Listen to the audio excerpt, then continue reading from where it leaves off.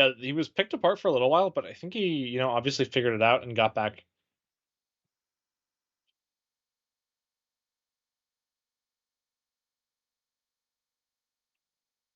Clonzera, thank you so much for the follow. Sorry about the technical difficulties. We'll be running in just a moment. Really appreciate it. All right, music. Me.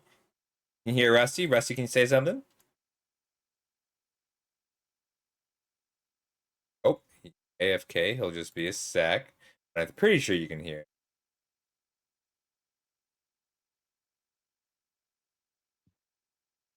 He's not saying anything yet. I wasn't talking. I'm talking now. All right, Sorry. now we can hear you. Great.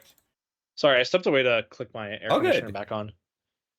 If anyone notices any audio hum or something, I just turned my window AC unit back on. So if that's bad, let me know and I'll turn it off. Well, this is a weird issue, huh? Upside downtown. All right, hang on. I'm just gonna restart that window.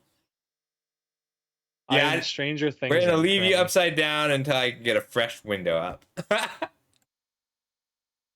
That's okay. I'll bring a new perspective. I'll look at things in a new light. This is odd. This is a new thing. Don't worry, I'll get to the bottom of this. Actually, I won't do anything. You're on tech support. Yeah, no worries. I mean, I can always fix it by just taking you off, putting you back on, but I do not know the reason for that. I'm curious to learn. There you are.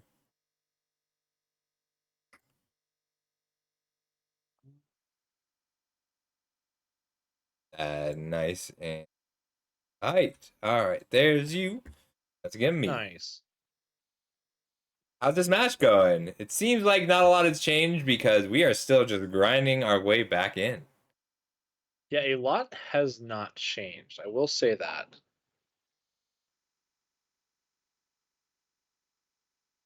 Do you know what game this is? I'm pretty sure this is game 3. I hope so. I think we're at time in the round, and I'll be honest, I've been really bad at enforcing time. So I don't really want to. What does it say on Matcherino? Because if it's time in the round on Matcherino, I think it's fine to just go and tell them now. I believe it is time in the round. I try to give a little bit of excess time because sometimes it takes a while to get into the spell table, but at the same time I don't want things to drag. So I think you should go on and tell them we can tell them time now. We can let them.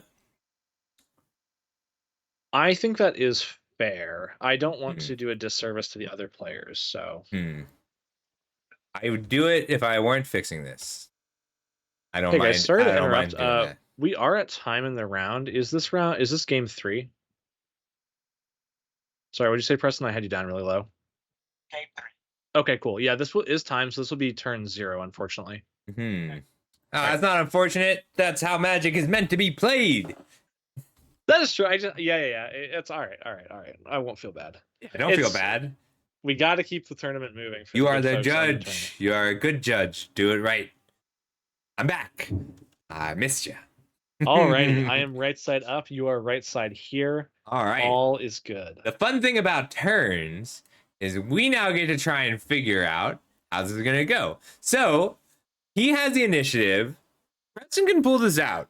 Let's see if we can do it in the time allotted, because it looks like he's on level 2 of that dungeon. So if we go to the initiative, let's see where else we can go. All right, so he cannot trap because he's on the other side, but he can make a 4/1 with menace and hit throne. He can hit throne within the turns because it is 5 turns. Yeah, and he could potentially get additional triggers by playing more things. Let's really look at Thane's board state. What's going on here? I have no hits for Thane, 3. hold on. Thane has the initiative right now. Thanks, Troy. So Preston is in the dungeon, but Thane actually holds the initiative currently. Right. So that means Thane will be advancing 1 room per turn on his upkeep as long as he can hold it. He can hold it because he's got that Daredevil 3 and 2 geese, and he's putting out 3 food, which is 2 removal spells a turn. It looks like he's still got a Daredevil and a Troll King in there. So now we're getting second Hey, Troy. cookbook. It looks like we're gonna have to spend a mana from the goose going down to 2 foods to play that cookbook, if I'm understanding the number of lands properly. Yeah, and I think So that he's really wants that Troll King back because he needs the pressure.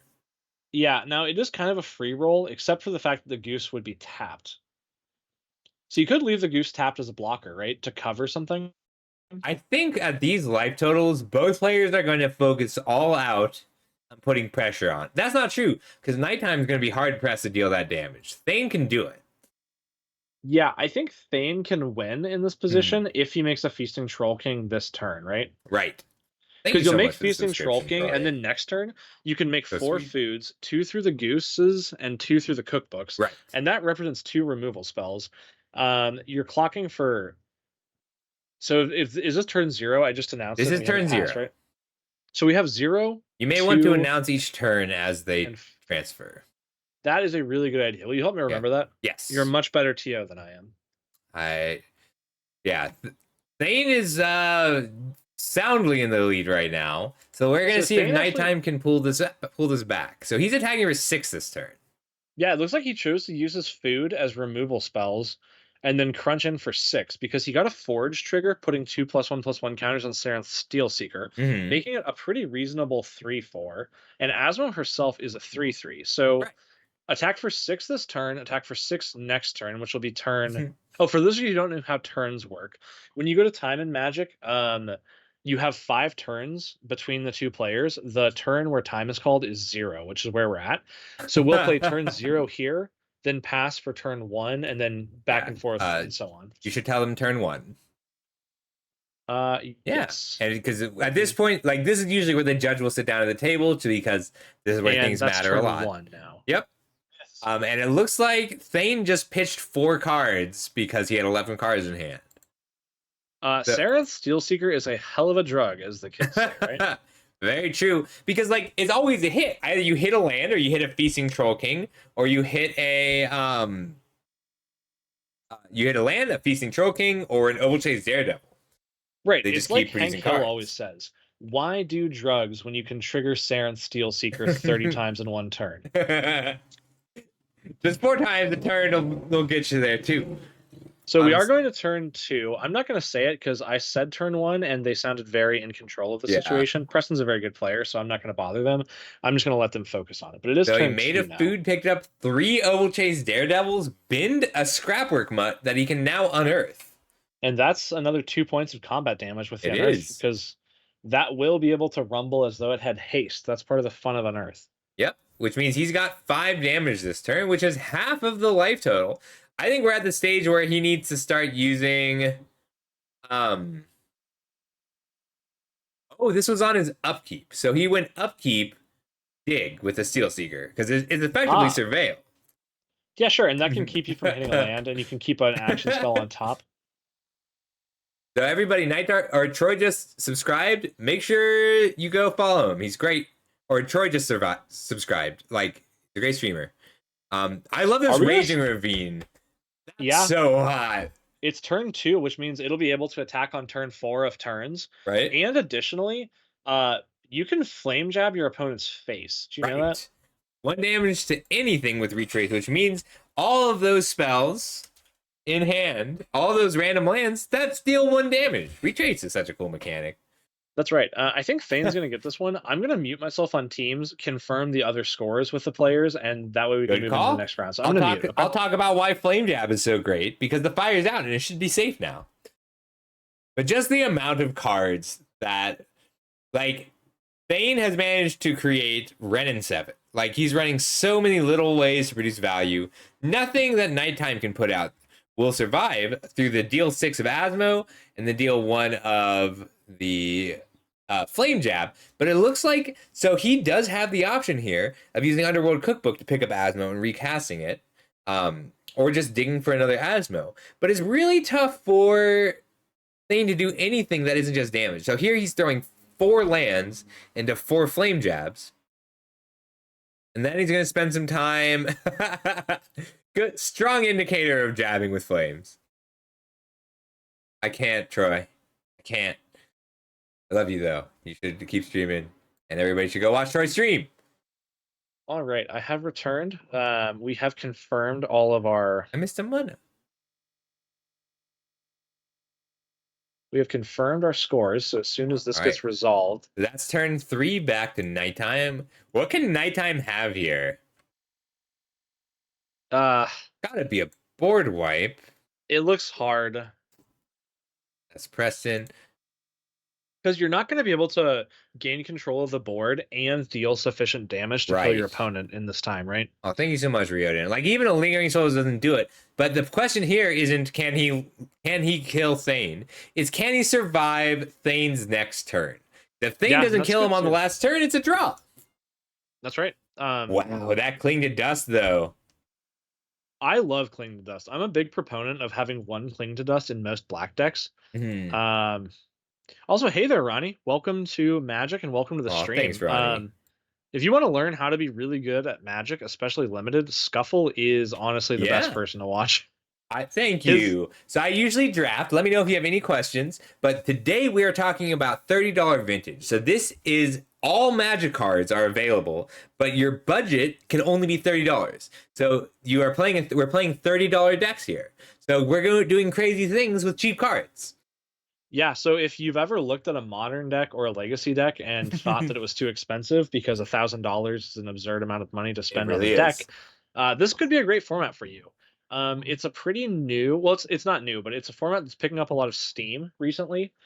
We play it in Cincinnati, and we also play it over Spelltable like this. We've got a Discord. If you're interested, I can drop the link, and you can check it out and hang out with us. This is, I think, is a great intro format. It looks like Nighttime has scoops to the big play set of Flame Jab if you want to go ahead and fire that next round.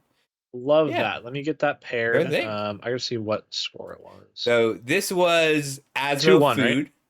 Right? 2-1. That was 2-1 in favor of TC Class, right? Yeah. So this deck is very cool. I'll get it paired. And it is only $30. It uses this Asmo, which is you can't cast unless you have discarded a card. And if you have discarded a card, it's only 1 mana. So you play Asmo and you cycle the Street Wraith, which is pay 2 life, draw a card. So you're going to cycle the Street Wraith. You can play the Asmo on turn 1, and then you start generating value. And like this is a cool deck because this Chord of Calling, this is a $7 card. So he can't run all 4 Chords of Calling. He only has room for 2. It's very cool. But Ryoden, if you stick around for a bit, we'll do some drafting afterwards, and I try and keep everything educational. So if you have any questions or if you feel lost at any point, you let me know. Because we'll be throwing a lot of cards at you pretty quick. I love this merge. Like, these are brand new cards. These are from the Brothers War. Saren Steel Seeker and Scrapwork Mutt. And then cards like Fizz Looting, Flame Jab. They're quite a lot older. I'll take a look soon, J1. Oh, it looks like J1 just got a $30 vintage deck together. We can take a look while we let the next round get paired. So this is J1's newest list. Oh, I finally saved the price. Benevolent Bodyguard, Blur Sliver, Diffusion Sliver, Dormant Sliver. This Opposition Slivers. Did I hear Opposition Slivers? You sure did. This is Opposition Slivers. It's pretty good. That's actually absurd. We were stalking Preston's Moxfield the other night, and he had an opposition list with 7 Pyromancers, 4 young Pyromancers, 3 Third Path Iconoclasts. Is Monastery Mentor within the budget now? It's $2 and change, but it's restricted, so you get 1 copy. I see. That's pretty funny. I love this J1. I feel like I gotta be honest. I have to check. None of us are seeing 3 matches. All right, and then we also got a list from Pi. Please hold. Oh, sorry guys, I didn't hit the start button. Oh, all right. So we're gonna go ahead and fire the next round. Try it now. All right, who's 2-0 right now? I know the Asmo list is, but there should be another 2-0. There might be 3 2-0s. I think Dave is 2-0 on. Dave is 2-0 on Oops All Spells. All right, so this is going to be Oops All Spells versus Asmo for the finals, effectively. Well, this will be 4 rounds, right? Yeah, because we have 10 players here. I love it, J1. I think you should keep building $30 vintage decks because I think it suits your playstyle really well. Dude, I gotta be honest. I have literally lost sleep because of this format. I just like I'll be laying in bed, and then I'll start thinking about mystical teachings, and then it's like it's game over for work tomorrow. You know what I mean? I Like want I'm to not gonna. play. I think I'd like a gifts deck more than a teachings deck. So one of the best decks, this is actually top four at our Win a Taiga tournament, Mm-hmm. is Esper Gifts Ungiven Thopter Sword. Love it. Oh, I remember that deck. I've seen it. Yeah, we've checked it out. All right. Do you want me to send you the link to Please do. I've been working on a deck built around what is it called? It's a new card. It's like Wilderness Reclamation, but it's blue. It is Mind Splice Apparatus. I kind of want to make an attractions deck. I Splice think Apparatus is blue-black awesome. attractions is potentially good, and you can play Luris. Yeah, Luris is cheap now. Just got another printing. And your creatures can be Baleful Strix. There is an attraction-based Gravecrawler called Lifetime Passholder. And there is one in a blue sorcery that opens an attraction and rolls your attraction dice. I think it's actually very powerful. I just like rolling dice in games. I don't get a lot of chances. Oh, I do have them up. So Dave is on Oops All Spells. So I'm going to talk about these decks a little bit. Yep. So I'm going to send you the backup match as please do. All right. So Oops All Spells. Back in Zendikar, they came out with all of these cards, which are pretty weak cards on the front. Each opponent loses 4 life. You gain 4 life for 6 mana. That's not very strong. And the backside is a swamp. Same with Black Bloom Rogue. It's a 3 mana 2/3 with Menace, not that strong, but the backside is a swamp. Same with Florahedron. It's just worse than Llanowar Elves, but the backside is a forest. But you might notice that this deck has no lands in it, because all of the lands in the deck are these creatures that are also, hey Hatter, how's it going? All the cards in the deck are these creatures that are also lands. And then you run 4 Elvish Spirit Guides, you run 4 Simian Spirit Guides, these do the same thing, they're just a land, but only for 1 turn, it makes a mana. And then these cards, Undercity Informer and Balustrade Spy, both say you mill yourself until you hit a land card. Since you don't hit a land card, you will always mill your whole deck. So the deck runs 0 lands, and is trying to mill itself out with Undercity Informer or Balustrade Spy. And then once it mills out, all 4 of the Narcomoebas, which when that card is put into your graveyard from your library, you put it into play. You put 4 Narcomoebas into play. You sacrifice 4 Narcomoebas to cast the single Dread returning Angel of Glory's Rise. Angel of Glory's Rise returns all humans to play, which includes Azami and Laboratory Maniac. And then you just tap, Azami says, you tap an untapped wizard to draw a card. You tap one of these cards, and since your library has no cards in it, you win the game. You also hit some Cabal therapies, so you can Cabal therapy with one of your extra Narcomoebas before you Dread return. Gitaxian Probe is free, but it's restricted. You can only run 1 copy. Oop, this card song needs to just play 1 time. That's awesome. This is a pretty cool deck. Is Pendad Prism restricted, or does this deck really just only run 1 copy? No, they just run 1 copy. I couldn't tell you why that's correct. I'm not smart enough for that one. I mean, maybe they just only had the 1 slot. I love the single Bridge from Below. Yeah, so Bridge from Below is really interesting. These decks, and Cephalid Breakfast shares this, in that sometimes your combo pieces can get stranded in your hand, and Phantasmagorian is a way to discard trapped combo pieces. Additionally, sometimes I've seen lists that play Bridge from Below and some number of Cabal therapies, and Cabal therapy can be used to clear the way after you flip your deck. I was thinking about this match. All right, so looks like Dave played a tap land, because that's always his turn 1. And the Thane cycled a Street Wraith and played Asmo on turn 1. That's a good start. It's a really good start. Let's talk about what interaction points there are here, right? Because game 1, we do need to get back Azami and Laboratory Maniac. Thanks, Hatter. And I believe that if you have 2 removal spells up, oh no, Undercity Informer is not a wizard. It is not. You do need we can beat 1 removal spell, but we can't beat 2 removal spells, right? Right. And it's also like Asmo can put out enough removal, so like he's definitely bringing the Lawless Troll here. But also Asmo needs to get going a little bit, and Dave can win the game right now, and it looks like he is. Is that just, yeah, he's just doing it, right? Yeah, he went Elvish Spirit Guide, Dark Ritual, Balustrade Spy. He's going for the turn 2 kill. And Asmo's only had one turn.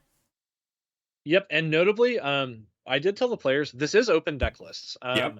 We did that because we didn't want there to be a disadvantage to having your deck broadcast on stream. Right. That's just not fun for anyone. So it is open deck lists. He knew that the path was clear. I actually don't think there's anything that the Asmo deck could have done. So he did it. All right, let's talk about sideboarding in game 2.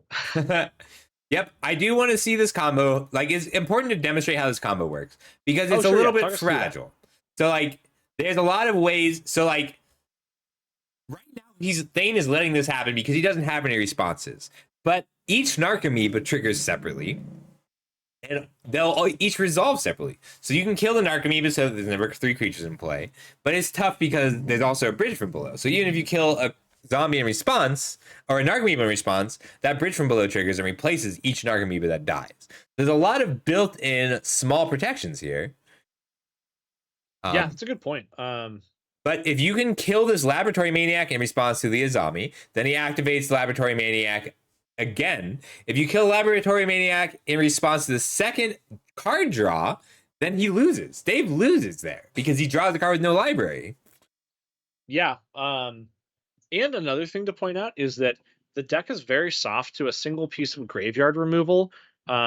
Once Dread Return gets put on the stack targeting Angel of Glory's Rise, if you use a Cling to Dust or crack a Tormod's Crypt or something like that, you got a black screen up, Scuffle, by the way. A single piece of graveyard hate is very difficult for the deck to beat. Now, on that note, the way that Dave wants to sideboard is to bring in some number of duresses to catch it. And sometimes autumns fail. Now, the interesting thing is that Thane's graveyard hate of choice is Turn the Earth. And Turn the Earth has flashback. Yeah. So if you discard a Turn the Earth, all you're doing is making it cost 2 mana rather than 1. Yeah. So, and it's like Cabal Therapy does not protect from Turn the Earth. And if you Dread Return happens at sorcery speed. So you can turn. The way Balustrade Spy works is you have to let them mill it all because once the ability starts resolving, you have to let the ability resolve. But then Dread Return is sorcery.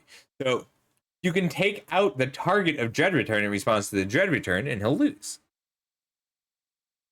Is Dread Return restricted? I don't think that it is. I believe it's banned in Modern. Then I'm pretty surprised there's not a second Dread Return in the sideboard. Yeah, I couldn't speak to that, especially with Bridge from Below. But I guess so. The thing is, if they have graveyard hate, they're going to grab your reanimation target, right? Right. So a second Dread Return wouldn't do it. I have seen some lists like this or Cephalid Breakfast that play a copy of Memory's Journey. I believe is the card. Yeah, so Memory's Journey is a card that has flashback and says target player shuffles up to 3 target cards from their graveyard into their library. So if you mill over Memory's Journey and have a green up, if your opponent attempts to remove your reanimate target in response to your reanimation, you can flashback Memory's Journey and actually just put the lab man on top of your deck. It's cool. It's not ideal, but I think for that there is one Memory's Journey. Oh, there is. Yeah, he's on it. He's got one Memory Journey in the main deck. Okay. I think that I could be wrong. Dave may have adjusted this, but I think this might be a list that Preston played. So I want to give credit where credit is due. I think that this is a Preston list that Dave has. It's a very strong list. I like this Memory's Journey a lot. And like, I think you'd be playing more Hagra Mauling if it weren't $1. Yeah, Hagra Mauling is just the worst tap black land, right? I mean, being able to kill a creature is a lot more relevant than the other ones. That's fair. It can get you out from underneath a Scavenging Ooze. This is a rough matchup for Asmo. Like, he pretty much has to. He doesn't have quite enough pressure to burn him out before the lab man comes down. And he doesn't have a lot of single target removal, but he can get going with Asmo and hold up a Turn the Earth. Like, Turn the Earth buying a turn might be enough a lot of the time. Yep. And so, like we discussed, 2 removal. Okay, so actually, 2 removal spells was only good in game 1, right? Right. Now that we're on Lotless Giant, removal spells aren't good. Yeah. We do need Turn the Earth. Okay, but Lawless Giant hits for what? 30? Oh, we're actually going to find a number. And this is all open information, right? Right. Deck lists are open. So if you can crack, if you can gain 15 life by cracking 5 foods, Right. you're safe, right? Yep. Like, it is feasible for Asmo to outgain the Lotless Giant. Well, let's talk about that, actually. But, so let's say that went off and your opponent was at 33 life or whatever. Don't forget, we have a bridge from below and Narcomoebas. So we would make... So generally, like, that is how that would work against a lot of decks, but the Asmo deck is really good at applying pressure, really good at putting out blockers. Like, you have to combo against it. Yeah, so here's my question. They both have open deck lists. What happens if Asmo just mulligans until they have Turn the Earth plus Green Source? So ideally Green Source and another land, but let's just say, what if we mull to Turn the Earth? So it'll go like this, because this is a cool question. So Turn the Earth, everybody, is 1 mana, shuffle 2 cards in. It's good. 3. Is it 3 cards? Oh, shuffle 3 cards in. All right, so your opponent. So if you're on this deck, and if you're Asmo and you have Turn the Earth, then they get to cast Dread Return. You let your opponent cast Dread Return, because you assume that the creatures they bring back aren't relevant. Dread Return targets either Angel or Lawless Giant, because I don't think they take out the other combo. They just have a second target available. Yeah, I don't know. Maybe you do side out the 3-card combo for the 1-card combo. I don't know. I don't think you do, because of what I'm about to tell you. So your opponent turns the Earth on the Lawless Giant, then you get to Hagra Mauling, or you get not Hagra Mauling, Memory's Journey, to put the Lab Man back into your deck. Then your opponent turns the Earth again, just to put cards into your deck. So now the game becomes about surviving until you literally naturally draw 7 cards. So you're right. I guess I didn't think about the fact that Turn the Earth isn't exiling them; it's shuffling them back in. But so it's not as much of an automatic win as I thought. Okay, this is really hard for Asmo Food. This is a bad matchup. This is a bad matchup for Asmo Food, but like Asmo Food can kill them in 7 turns. And the thing is, he can put out solutions to both kills without actually stopping the combo. Yeah, that's really interesting. Like, you may even let it all resolve and then respond to the Azami activation with a Turn the Earth, and then respond to the second Azami activation with the flashback of, like, the second Lab Man with this flashback Turn the Earth. That's crazy. Yeah, and then if you can, like, kill their Lab Man, then you're in a good position, right? Yeah. I am interested. This is pretty good. Yeah, it's not as ships in the night as I initially thought it might be. It seems like there's going to be some really interesting lines here. I would say that the combo deck is definitely favored. Yes. But Turn the Earth is a really good solution, because just exiling, that might not be enough. Yeah. Like, you want to... It's like you said, a lot of the time you're just going to shuffle your own Lab Man back in and try and cast it. Oh, you can't cast... That's why they're running... Well, Pentad Prism doesn't let them cast it. I think Pentad Prism fixes from, like, black-green to, like, blue-white if you need to. So you Memory's Journey for Pentad Prism and Laboratory Mania. Interesting. So that's what Memory's Journey is for. So you get to put the fixing in, and it's fixing that's not dead. I'm kind of surprised this isn't like a Wild Cantor, though, just to be a creature. Let's think about that. Well, so Pentad Prism lets you cast a 4-drop off of 2 lands. Wild Cantor doesn't. Oh, looks like they're just about ready. Right, so... This is a tough sideboard decision for both of them.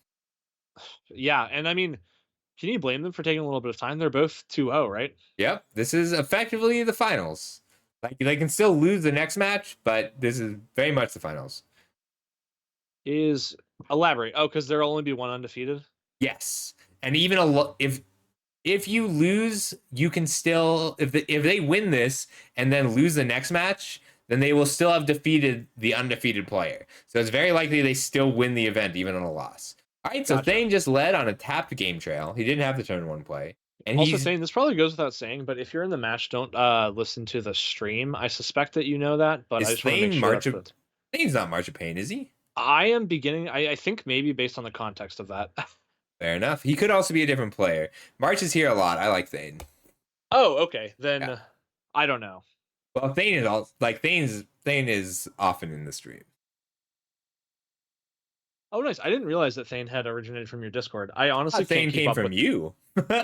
Oh, I thought I don't know. Thane came from you and started watching the stream after that. That's so funny. We'll have to ask. Is it? It's kind of neat. Communities are cool like that. All right. Yeah. So he stopped. He's pausing after he has this swamp. So he's trying to decide if he wants to go for the combo. It looks like Thane kept a one-lander. And if your opponent keeps a one-lander in this situation, do you put them on turn the earth? You definitely put them on. Especially if the deck list is known. Because I'd keep one land Street Wraith with this deck often. I think you have to some amount of Right. the time, and you just get burned, right? That's like what being Yeah. a Street Wraith gamer is. He went to discard. I don't think he keeps this hand unless he has turned the earth. I think you're right. So, okay, but here's the problem, right? If Dave untaps and casts a Duress or a Cabal Therapy and then goes off, he doesn't have... Is that a Cabal Therapy there? I can't quite tell. It's Inquisition of Kozilek. Oh? What is his hand? Let's look. Turn the earth, Saren Steelseeker. So, yes, and now he only has 1 mana. So the coast is clear. If Dave has it right now, which would require Dark Ritual plus Elvish Spirit Guide, right? It looks like Dave is saying, let me write down for a second. Too bad that Inquisition's not an instant, or you could play the Asmo this turn too. He's going for it. Is that a ritual? That is a ritual. 3 black mana added to the pool. He has the Balustrade Spy. Does he have a Spirit Guide to activate it? Wait, which one is that? He has a Simian Spirit Guide and a Balustrade Spy. Guide. Heard, yeah.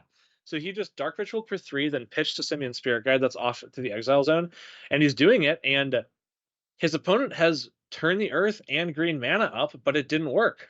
Yeah. That's too bad. If he had a second land, he'd have been okay here. He kept the one lander, and he risked. He risked it all, and it didn't pay out. That's too bad. It was an interesting matchup. That was fun. I mean, we kind of talked about it, so that was interesting. Yeah, we planned it out a bit. That's fair. All right, who else is still playing? Backup, we got Servo and Everett. Okay. Now Servo's playing that Sick Miracles list, and Everett is playing Burn. Burn is very good in this format, by the way. Yeah, Burn plus Burn versus Miracles, tales old as time. I don't seem to be able to open Discord right now. So can I post? I don't want to post it in chat. That seems like a bad call. Yeah, no worries. I'm just opening Discord in my browser instead. I can send it to you on Teams. Does that help? Nah, I got it. It's right here. All right. Sweet. Backups for my backups. How I work. What sideboard card is this? Circle of Protection Red. Ugh, barf. So if you haven't seen the Red Cops, it's exactly like in real life, ACAB. Here is Circle of Protection Red. Classic. These are classic old cards. Yep. For newer Magic players, this is from the past. It truly is. Yeah. Like, it's really cool. So it turns out 1 mana deal 3 damage in every iteration is great. So this burn deck is running Rift Bolt and Chain Lightning and Lava Spike. You are the critics. And Lightning Bolt. Yeah. And Skewer the Critics. Just yes. The old 40 Bolt. Yep. Notably, there's also Pyrostatic Pillars and Sulfuric Vortexes. Yep. Everett's not out because of that circle. I will say, though, Servo has a lot of mana up. He's got 7 mana up. Yeah. So even though Everett's got 2 creatures that theoretically essentially force Servo to tap 2 lands per turn, I think the mana advantage is just going to be enough. Yeah, but this is where Rift Bolt's pretty interesting, because if Servo plays anything, or rather, Yona can predict Servo playing something and suspend that Rift Bolt. Yeah, and it looks like a duress got cast. Hmm. So Everett's hand is fully up. That's a red blast, 2 lightning bolts. I can't quite tell the middle 2 Chain cards. lightning and goblin or lava spike. Okay, nice. So it's kind of what you'd expect. Might be a fire blast. Like, this is a scary hand from Burn, but he's just being shut off by that circle of protection red. I'm curious to this is what? Yoda Man? Yeah, you're trying to see the list or are you Yeah, trying I'm to gonna see the list. Yeah, I'll post the list in chat for everyone as well. Here's Everett's burn deck, and let me go ahead and find this. Let All me right. find. Goblin Guide, There Swift is Spear, A90 Lava Spike. I don't know if he has any answers at all for this circle of protection white. He's got actually he does. He has an out. And with open deck list, I bet he sided it in. He's smart. Bone Crusher Giant. Is that works, right? It does, but you need a lot of mana to make it work. Like you're essentially playing it like a combo deck where you need to suspend the Rift Bolt, untap, upkeep, cast Rift Bolt. Your opponent goes, okay, activate Circle of Protection. You say in response, Bone Crusher Giant. Yeah, and unfortunately, I guess yeah, pack it in, that makes sense. With open deck lists, Servo would be aware that Bone Crusher is Everett's out, and he can leave up the counter spells for it. You know what I mean? Yeah. Yeah, I mean, when your deck loses only to when your deck only loses to burn, you prepare for burn. Yeah, and that makes sense, right? Yeah. Servo Protection red in the board. I love these blossoming columns too. Blossoming Column's a crazy card because you know what other card that's good against? Hymn to Turok. Ooh. Yeah. And Hymn to Turok is real good. Yeah. So Chris, who I think you know Chris. I Chris do. R. I like Chris Yep. R. Love Troy, Chris. it's in Moxfield. You can set it to TCG player. So that is checked as you build the deck. And you have to submit the list before the tournament. So it's checked right before the tournament starts. Yep. So it uses TCG player market is the data that we pull from Moxfield. Hello, Lion. The tournament's going really well. Thank you for popping by. We just had a sick Asmo. So we have this Asmo food list that just got taken down by Oops All Spells. It's crazy. Very good. I'm interested in this Phantasmagorian. You're interested in why it exists? I think it's just in case you end up with Angel of Warrior's Rise in your hand with the turn you combo off. Yep, exactly. You can also therapy yourself off of a Narcomoeba. Yeah, that doesn't feel great though. It's just to get the thing. It doesn't really affect anything because you have 2 therapies. So you have if you're like worried about a counterspell or a graveyard hate piece or something, you can't. I guess graveyard hate wouldn't matter because they could do it in response to the therapy. But you can therapy them and then therapy yourself. We're going to game 3, which is understandable because Miracles is not going to beat this 40 bolt list game 1. Yeah, but Servo showed up with the sideboard. Yeah. Ooh, there's an Elekid. Let me see. I'm gonna post on. Can you grab a list out of if I send a list in Twitch chat, can you pull it up, Scuffle? Yeah. So this list, I mentioned Hymn to Turok. Chris R has been a big mono black aggro guy for a while. Yeah. And he was playing Knights of the Ebon Legion. That card actually just got priced out of the format. Oh, so now he's playing. Oh, sorry, not Knight of the Ebon Legion. It did get more expensive, so he had to stop playing Turoks, and I forget what else he cut. So to save money, now he's playing mono black Knights. He just tried out Dreadwant or Ayara's Oathsworn and Exsanguinator Cavalry this week. That's awesome. And create a blood token? That card's crazy, right? That's so good. It's good against burn. It's good against aggro. Then Lord? Where is this from? I don't know. Commander or some nonsense? Aftermath? No, I don't think so. But it is March of the Machine Commander deck. Dude, who knew? Yeah, so that's wild. And then that card is good off Dark Ritual, and it makes Ayara's Oathsworn a playable 2-drop. Okay, but back to the game. Sorry. Yeah, no, you're good. They're just getting started. looks like a Wait, Blossoming this isn't the Calm's right screen. involved. Yeah, so Blossoming Calm is really good against burn. It essentially gains 4 life and counters a burn spell. Yeah. There is a Goblin Guide, which is good. It's important to have that repeatable damage if you're going to get Blossoming Calm. All right, it's gone. Apparently there is Lion. Yeah, it's called Exsanguinary Cavalry, and it 4-0'd our Monday Night League. That's so cool. Tell Chris congratulations for me. I missed that guy. Yeah, he's a great guy. He's we just did our 3rd week and he's undefeated. He's got 3 4-0s. Good. I'm happy for him. Me too. He's a great player. Yeah. So if you're just joining us, our Miracles player is sighted in the Circle of Protection Reds. And we'll see if he hits one. He brought in 2 Blossoming Calm and 2 Circle of Protection Red. Brutal. Yeah, that's tough. Just tough. I didn't realize that was his graveyard. I thought that he was playing with his hand up. I wondered about that too, because yeah, it makes sense now. Flame Rift, classic. If this pillar sticks, that's a this problem. is a Flame Rift. Oh, I'm sorry. Deal 4 damage to each player. Just take 4, deal 4. I love that this is good enough in mono red. Like you cut Boros Charm for it. Looks like it got memory lapsed. It sure did. So memory lapse is I don't know how I feel about memory lapse. I gotta be honest. It's good. It's bad when you. It's either do nothing or time walk.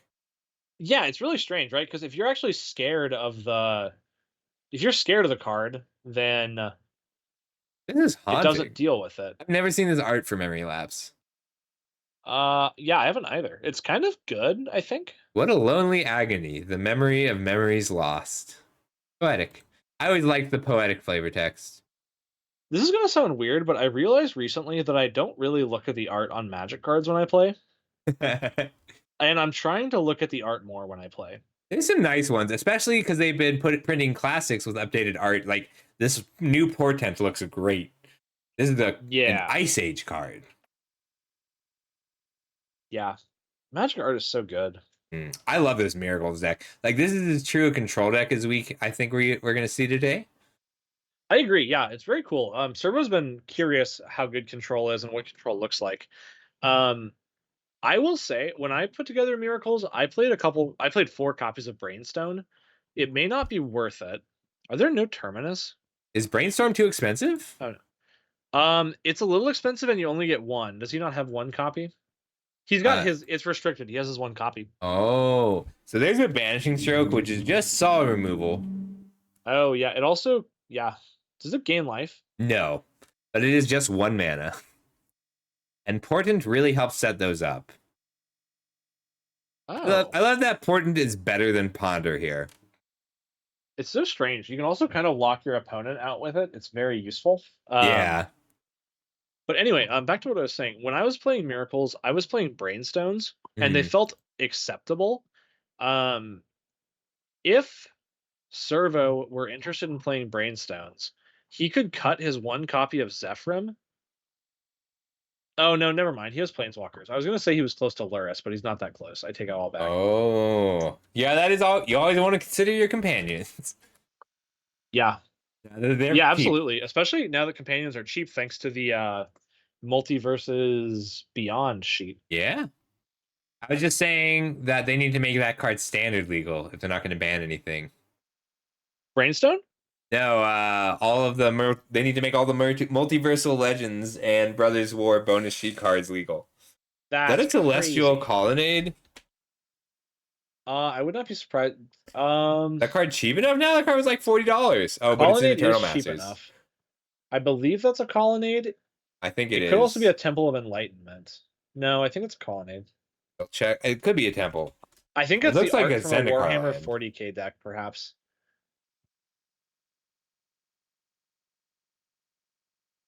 But I'm going to try to find a backup match. Okay. This one may take a minute. Depends on how frustrated the burn deck gets. Everett's a very level-headed player in general. He tends to have very poor variance, though, so, sometimes that gets you. Yeah, so Flame Rift does not target, which means that the Blossoming defense doesn't stop it. Blossoming Calm. So it was a good way to spend a turn. He does have a lot of lands for a burn deck, but he's running Fire Blast and he's at 1 card in hand. It's bad when your opponent, when you're the burn deck and you have 1 card left and your opponent's at 20 life. It's not an inspiring position. No. I do think their life totals are incorrect. I think that we have to look at Servo's phone for that. Oh, 18-14? I believe it's 18 to 14. A little bit different, but very similar. Oh, we can flip the video. Oh, interesting. To get Servo aligned properly. What are you doing? Let me look back at her. I don't know how I feel about flipping the video. It makes me a little dizzy. All right, so he's holding Fire Blast and he's floating 2 red.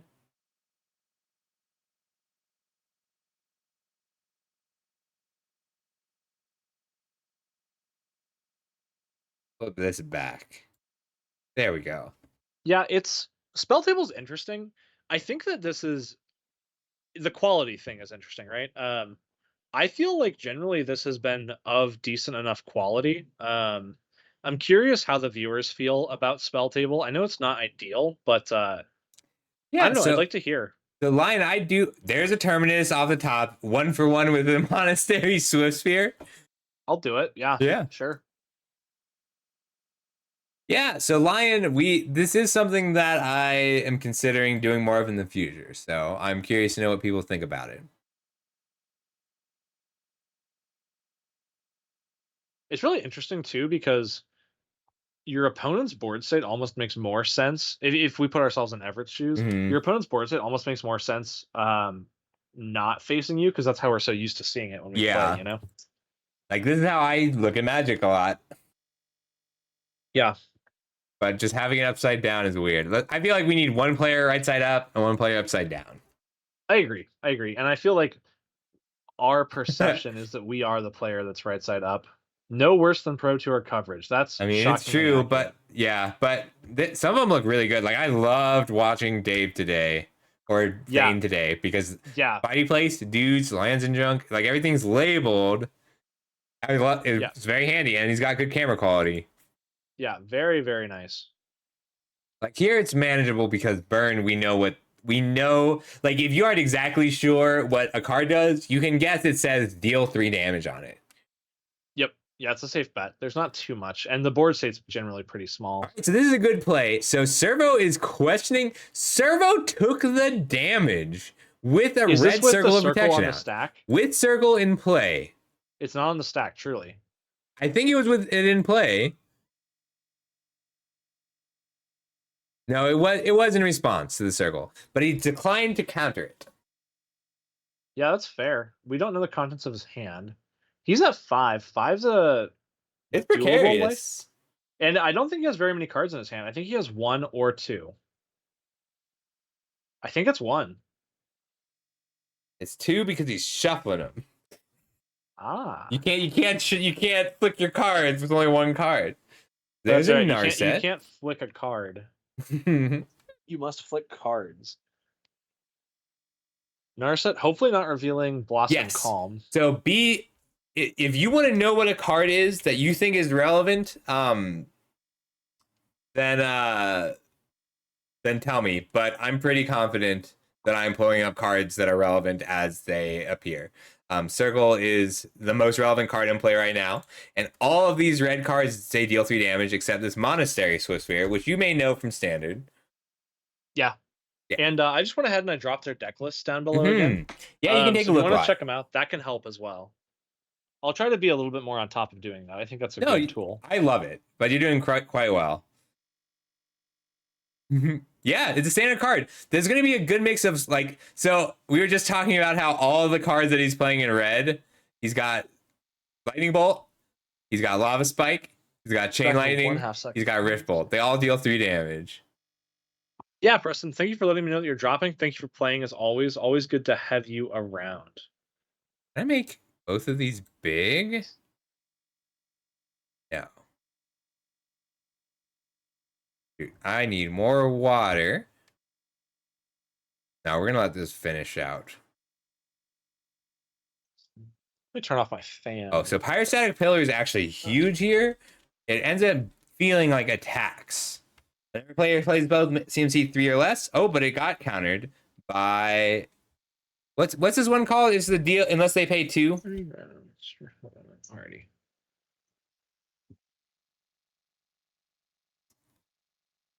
All right, so the secondary counterspell that's popular in this format is Lose Focus. Yeah. I have been seeing an uptick in what card did you play that puts it back on top? Sorry, Memory I'm blanking right now. Lapse. Yes, I've been seeing an uptick in Memory Lapse, and it's looked pretty decent. Memory Lapse is really good if you're not against like a deck that is drawing a lot of cards, and if you're not against a combo deck that can like Memory Lapsing the approach of the Second Sun. That's not going to be enough.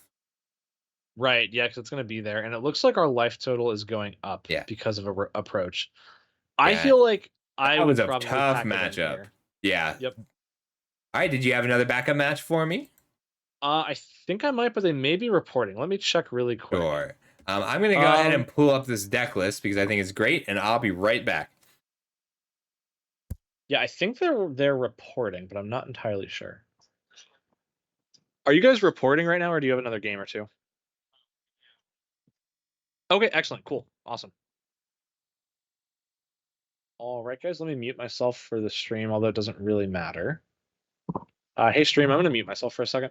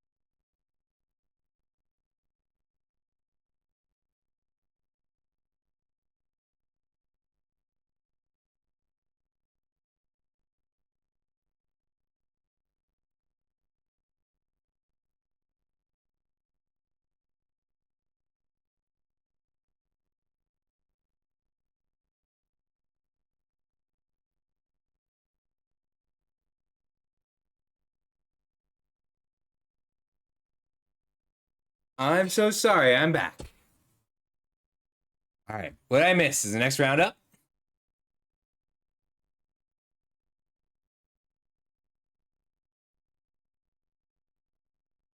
Can you? Oh shoot! I can't hear you. I gotta fix that. Teams.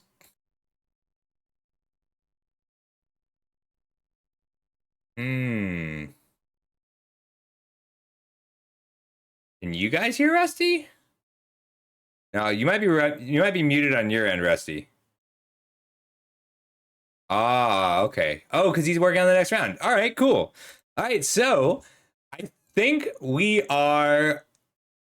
I think we're looking at Oops All Spells being the win because it's a very pure combo deck. He's not running a ton of like even his sideboard. He's running 4 Bloodchief's Thirst, 4 Autumn Veil, which is specifically for like countering the hate. But you have to come prepared with a sideboard that deals with this deck. And even like a Tormod's Crypt is very effective at stopping this. Because what you do is your opponent will like 2 Tormod's Crypts stops this deck flat. So I don't think a lot of people brought decks that really deal with this very well. The Miracles deck is really good against it, but we're in a situation right now where our 3-0 player is on a pure combo deck. That totally makes sense. Our 3-0 player is on a pure combo deck, and if he gets matched up against someone who, like, this is a really good deck for dealing with the pure combo deck because I'm turn 2 Mesmeric Fiend, turn 3 Tide Hollow Sculler. It's going to be tough to do, and all you have to do is not like the other player is not running a ton of cards. He is running 4 Bloodchief's Thirst in the board, but it's going to be difficult. He even has the ability to kill the Azami and the Lab Man in response. Even just blinking, like Touch the Spirit Realm on the Lab Man will disable it. So who he gets paired against matters a lot here. And if he gets paired against even if our all spells player loses, they can still win the tournament based on the tiebreakers. Because we're not doing a cut or anything, and there's only 10 players here. So there's only one 3-0 right now. But since there's 10 players and there was the potential for 2 3-0s, he's getting the pair down. I'd love to see more of Thane's Asmo food deck. I love this deck. It's so cool. I like the Zephyrim. I'm glad they put in more miracle cards. Like, it's always been a really cool mechanic.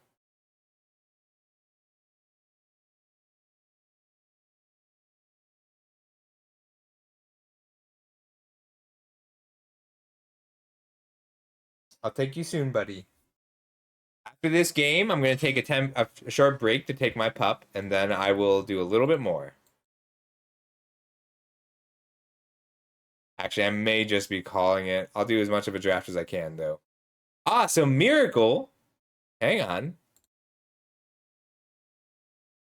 Here we go. So Miracle is a mechanic. This is the quintessential Miracle card. 6 mana, wipe the board. Miracle says you can cast it for 1 if it's the first card you draw in a turn. So at its core, this is a pretty reasonable 6 mana spell. You wipe the board, and you will occasionally get a 5 mana discount, and that's awesome. But if you use cards like Portent, look at the top 3 cards of target player's library and shuffle, and then draw a card at the beginning of the next turn, you can make it so that on your opponent's next upkeep, you will guarantee draw this Terminus. So really, Miracles is a hard control deck, and it used to be. You used to play Miracles with Sensei's Divining Top in Legacy, but they banned Sensei's Divining Top. And Brainstorm is the other card that's very popular. Brainstorm says Legacy stable Brainstorm is actually restricted in Vintage. You only get 1 copy, and it's expensive enough that you don't always want to play it. It's only like $2, but that's tough in $30 Vintage. So you draw 3 cards, put a Miracle back on top of your library, and then on your opponent's turn, you play a cantrip, draw 1 more card, Miracle that card, untap, Miracle a card on your turn. So, like, it's a deck that cheats to set up Miracles. So they printed new cards with the Miracle mechanic, like Zephyrim. Welcome back. We're just talking about Miracle. Excellent. Awesome. I'm glad you can do that. Mm-hmm. Vanishing Stroke is a cool classic one. And we're missing a few of the... So, like, there's a few cards with Miracle that are either too expensive, and a few cards that enable Miracle that are banned. But really, this is just a hard control deck. So like approach the second sun with Elminster, you draw a card, scry 2.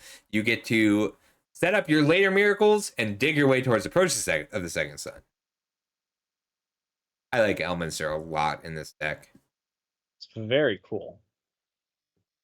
Alrighty, let me send you some links. We had a couple kerfuffles with pairing with people's dropping and not dropping, so I had to repair once or twice, but we're okay. Okay. Now you know why I always mute to do that. It doesn't keep. Yes. I will say I'm continually impressed by Matcherino. Yeah, they're useful. Like, it's a good site. The biggest problem I have with Matcherino right now is that their gems aren't paying out because but that's Wizard's fault, not Matcherino's fault. Hey, Douglin. Yeah. Is that Doug? It's really cool. Hey, Doug. Miracles is a great... Doug is one of the originals of this format and the genius mind behind the Thopter Sword gifts. Ooh, we were just talking about that because I love gifts ungiven, Doug. I love it. So yeah, you guys would be great friends. Well, maybe I'll get to meet him in Cincinnati next time I visit. I love these. That could very well. You can even memory lapse your own. Like, has he ever had to memory lapse his own Terminus so that he can miracle it the next turn? That I didn't think about that. That's crazy. This is just a really solid, heavy control deck. Oh, he is running his one Brainstorm. So Brainstorm is legal in Legacy, but in Vintage it's restricted, so you can only play one copy. So it is Dig Through time. That is correct. So I sent you 3 matches, Scuffle. Oh, wonderful. We have Burn versus Hitotsugu Kairi combo. We have Asmo Food versus Blue-White Miracles, which sounds interesting. And we have Initiative versus Oops All Spells, which I don't know how interesting that would be. We should at least check in because Oops All Spells is live to win this whole event. I agree, and I would like to see this really fast red-white initiative deck that Juice is playing. So, all right. I think that's the 3rd link I sent you, but you may just have to open them all. And so they are all open. I'm happy to click around. So this is Thane. Thane is on Asmo. He's been. I think that might be my favorite deck of the day. I love this Asmo deck. I love it. Then we've got Yoda Man on Burn versus Andrew on Hitotsugu Kairi, and we've got Juice on. What is Juice playing? I don't know this one. This is Red White Initiative. Yeah. All right. I haven't seen this deck list yet, so let me pull that up really quick. It's one of the more explosive fast mana initiative lists. It's the only deck we've seen running Soul Ring so far, which is crazy to me. It's really interesting discussing what is or is not a Sol Ring deck. All decks are Sol Ring. It's so good. I don't know. I play High Tide is not a Sol Ring deck, I believe. This is solid. They're running Elvish Spirit Guide and Simian Spirit Guides. I guess they're just planning on getting enough cards out of seizing the initiative. If you can initiative on turn 1 or turn 2, you certainly do. Yeah, I love this Gigantha too. Additionally, we have 8 copies of 3 mana interactive cards in Anointed Peacekeeper and Elite Spellbinder. That's true. I think those could be useful. And out of the sideboard, we do have access to Apostle of Purifying Light, and Soul Guide Lantern. That's really good against the Oops All Spells. It'll be a little slow. It's 4 mana total to exile a card from the graveyard, right? Yeah. Blossoming Calm is good against Lotleth Troll, but not good against Labman. Abyss of Light. That's funny. Destroy all enchantments. There is an Enchantress Prison deck that floats around. It top 8'd our Wena Taiga, so it does exist and it's pretty good. I should have had the chat overlay off so that we could read some of these cards. All right, let's see who's... All right, so Asmo's starting strong. It looks like he just played out his Underworld Cookbook. Underworld Cookbook makes food for that Feasting Troll King. It sure does. Unclear if there's an Oval Chase Daredevil. The Cookbook's definitely a lot less impressive without the Oval Chase to produce the infinite food glitch. That's true. Scrapbook Doggo, no problems. Oh, so I suspect that there's no Oval Chase Daredevil in hand if it's not been discarded or being discarded. Yeah, because even if he had it before the month, he'd pitch it to the Cookbook for the food. I guess it wouldn't matter in that case. That is correct. Looks like we're still shuffling up on the Initiative versus Oops All Spells matchup. Yeah, I do want to check in on that just because he's undefeated. But Miracles versus Asmo is pretty interesting because this normally Miracles crushes the mid-range decks, but this Asmo one is so good at grinding. Yeah, I think that's going to be interesting. I don't know how it's going to shake out. And I truly do not it'll know. come down a lot to how Servo treats the individual cards in Thane's deck, because like Saren Steelseeker, oh, there's a Daredevil. So Saren Steelseeker is a card that grinds a lot of value, but he needs a way. So here, the way this works is the Underworld Cookbook. It says discard a card, create a food. Oops. Opal Chase Daredevil. That's what I need. Yeah. All right. So whenever an artifact comes in, you return it from your graveyard to hand. So Underworld Cookbook is now just tapping to make a food. Every artifact that comes in picks the Opal Chase Daredevil up again. And he's gonna soon have enough food to just bring back the 7/6.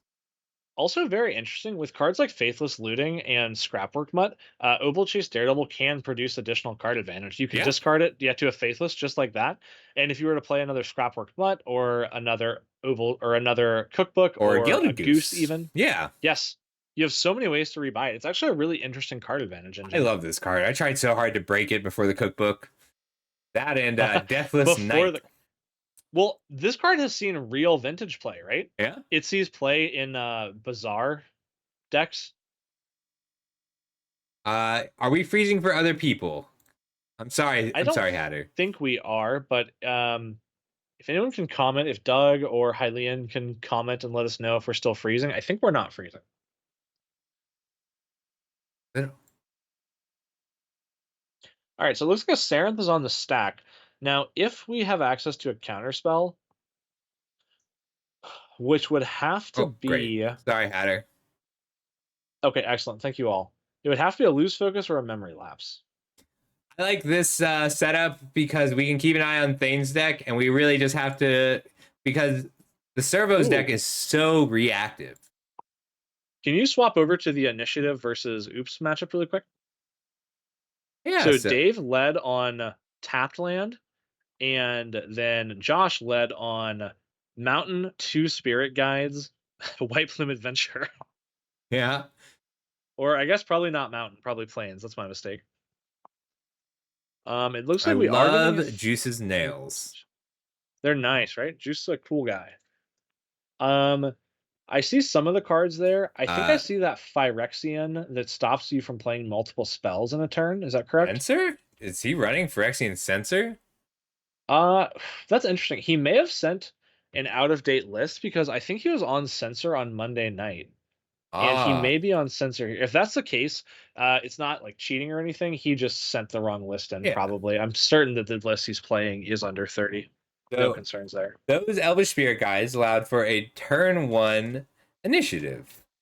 And that's just going to generate value every turn for the rest of the game.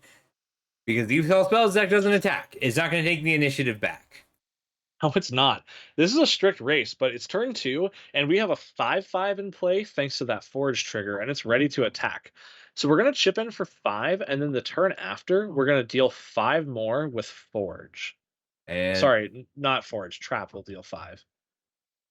Like, so Sol Ring? Dave can just win this turn. Is that what card is that? Is that a Thalia? I can't quite see. I believe that's a Thalia. It's an oddball art, but it is a Thalia.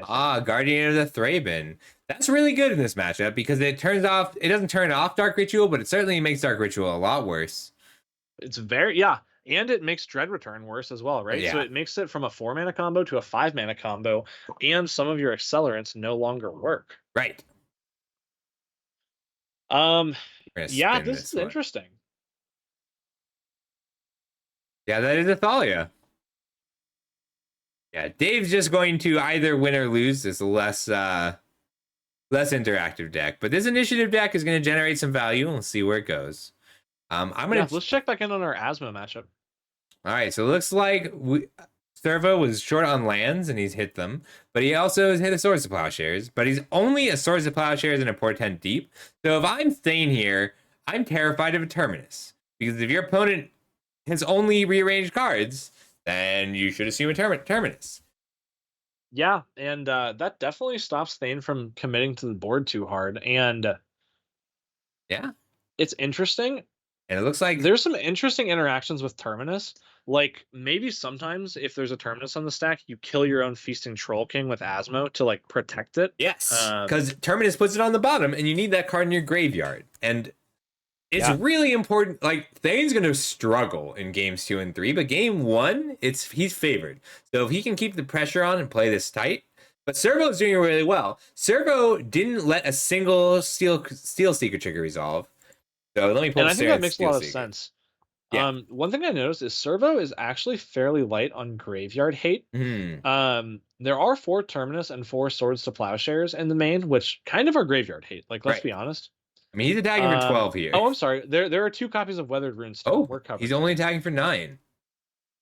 It He's looks looking like at that initiative game did wrap up. I didn't see who got that. Let me go check that really quick. Sure. So what just happened here is Thane looked at his opponent's board, looked at the mana up, and thought, my opponent is going to play an Aetherize, which is just a singleton in the deck, but he assumed his opponent was playing an Aetherize and decided to keep back Asmo. And that was a really good play because it doesn't actually accelerate Thane's clock here. If he just attacks for 9, like attacking for 9 and attacking for 12 is the same because he can attack for 9 this turn, 12 next turn. It looks like I hear some Aetherize math going up. Did Aetherize hit the stack? Aetherize did, and it Thane was going to attack with Asmo and decided to hold Asmo back. Wow, being able to keep an Asmo and play post Aetherize is big game. Yeah. Especially when you Faithless Looting and pitch a Feasting Troll King. That's good. Kind of tanking on whether it's Asmo. Okay, gotcha. I did check in with that game. Initiative took it after the Thalia came down. So Initiative did win game 1. Looking at their sideboards. Well, Initiative can still win the whole event if they take out this 3-0. Initiative lost once, right? So that would come down to breakers. Okay. But beating head-to-head is really good for tiebreakers. So it doesn't matter, like, if this Asmo deck wins, if Thane wins here, then his previous round opponent is more likely to take the win on the whole tournament. So tiebreaker math matters a little bit here, and we'll talk it through. I love Street Wraith in this deck. I just love Street Wraith. What a great card. All the cards in this deck are so interesting. Like, this deck is very much one that is more than the sum of its parts, right? Like, so I'm an aspiring Spike watcher, and he played some Scrapwork Mutt in a deck like this, and people always dogged on it, to make a dog pun. That's a good card, though. It is a workhorse in this deck. It just does so many things that work so well with it. Yeah, you may recognize this card from Brothers War, everyone. Sorry, I didn't mean to interrupt. Very, very fun card. Like, it'll often just be discarded, not even cast. I love this. And it looks like Fiery Temper to just simply the going face. upstairs. Now, keep in mind to the viewers, the life totals that are tracked on here are not... I think Servo's tracking his on his phone. He's at 13. It looks like Thane is being tracked on Servo's phone and his. He's at 19. Yeah. But honestly, Thane's life total does not matter here. Because when Thane loses, it'll be because his board is empty and has nothing in play. What matters is Servo's life total, because Thane is aggressively firing damage at the face looking for a flame jab. Yep. Yeah, it was. I love how good the Brothers War cards are in this deck. Saren's Steel Seeker and Scrapwork Mutt are like all-stars. Yeah. Who knew that the artifact deck would print cards that work well, or the artifact set would print cards that work well with the deck that makes infinite artifacts? It really, like, Brothers War gave so much to this format because it also dropped so many prices. Yes, the Brothers War sheet was really good for Mishra's Bauble. It was good for Thopter Sword pieces. I know Doug enjoys a lot of the reprints there. It was just really, really good for us. I'm kind of surprised there's no, like, Oven Cat decks floating around. I have seen them, and they always look very middling to me. Their clock's not that fast, and they don't have a ton of interaction. Yeah. There is a variant of Asmo Food that top aided the Winnetaiga. My buddy Eddie played it. It's a Sultai Asmo Food deck that plays Lonus, which is a blue-green creature that you investigate whenever a non-token creature enters the battlefield. Loins, I think. Lonis, I think. Lonis. Cryptozoologist? Yes, the cryptozoologist. Oh, Only the first 2 lines of text matter. Investigating. I So it's a see. Sultai Asmo food deck that plays Lonus. It plays Cat Oven. It plays Unearth and Academy Manufactor, and it plays the 3-drop with Escape Woe Strider that is also a sack outlet. He just pitched 2 Daredevils to a Faithless Loot. Man, The if I'm Servo, value. I hate to see that. That's a lot of card advantage. Yeah, like Then you can Servo. flashback Faithless and do it again. Like, Ugh. oh, Servo, we may have lost Servo's camera. I still see it. Or no, we did lose it. Yep. Nope. He's back? back. He's back.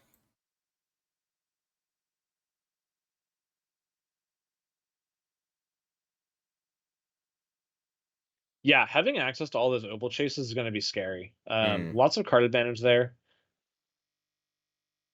Notably, Weathered Runestone, which is the graveyard hate of choice. Yeah. Weathered Runestone does not actually stop you from returning the Oval Chase Daredevil to your hand.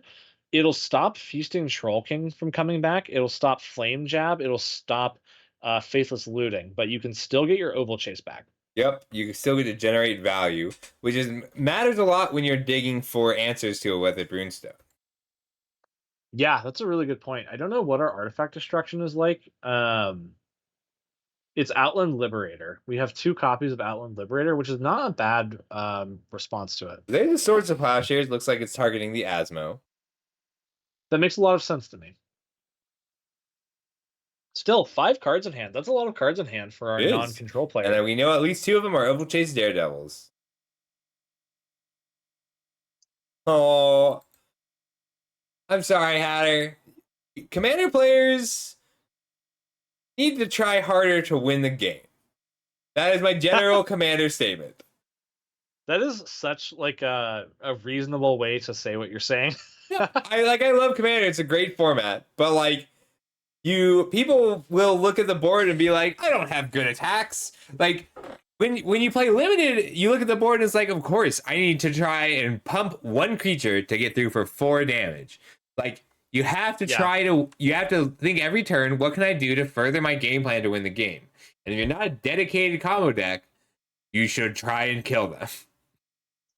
Yeah, it's a very different game. Yeah.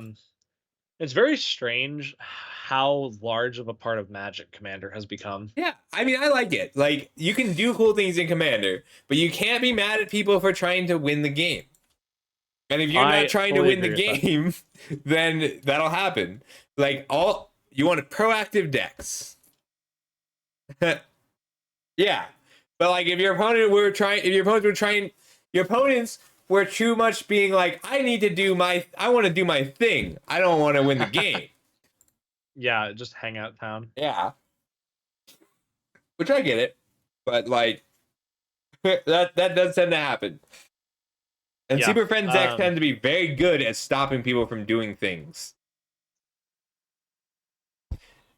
Yeah. I mean, a cool combo does tend to be... So, like, Dai's deck, Daijabu has... Her deck is Athreos, and her deck is, to me, quintessential Commander. Because Athreos says, when your creatures die, it's Indestructible God. When your creatures die, any player may pay 3 life, and if they don't, then... Or target player may pay 3 life. If they don't, your card comes back.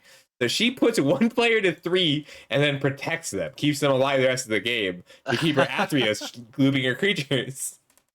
But like it only works because she's so good at putting 1 player to 3 and then keeping them alive from there. And then everybody's like, oh no, we have to kill the person at 3 life because that's easier than killing the person at 40. That's funny. What an interesting little interaction. And that's like, but that's only because pressure. Yep. Yeah. He's just generating food every turn with these Underworld cookbooks. That Narset matters. It does. We do want to draw a lot of cards. There's 4 mana up to protect it. Is this this is the same game where an Aetherize was cast, right? Or so we know there's only 1 Aetherize, so we don't have to play around that. Yep.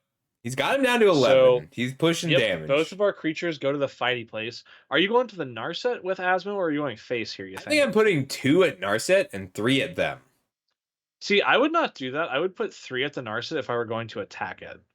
Like, the thing is, Narset... Because we care about this... We care about the static ability of the Narset more than the We activated ability. I don't know that we do anymore because we're down 3 of our Faithless Lootings. But we do have Scrapwork Mutts. But we want to Oh, flash it back. I thought we were out of Faithless Lootings. That's my mistake. I like that because hat. we want to pitch our 2 oval chases here and make a lot of advantage. Yeah. So if we had 3 oval chase, this is just 1 mana draw or 3 mana flashback, draw 2 cards. Yeah, divination, baby. And here we're treating Thane's ability to make an artifact as pretty trivial. And it appears to be, assuming this resolves, we don't know, but Werewolves may be good enough on the back of Outland Liberator. The Outland Liberator has just seemed amazing against every deck we've run into today. I suspect that Mayor of Avabrook is cheap, right? That card's pretty good. Yeah, it did just get another printing. Like Outland Liberator, Outland Liberator is pack leader. So good. There's good werewolves. Like Mayor is good, Outland Liberator is good, and Reckless Waif is great. The 1 mana werewolves are really strong. Yeah. So one thing I was thinking about that I really like in this deck, Scrapwork Mutt continuing to generate some value. I really like that Gilded Goose allows you to actually cast your Oval Chase Daredevils. Yeah, because you need to sometimes, although maybe not this game.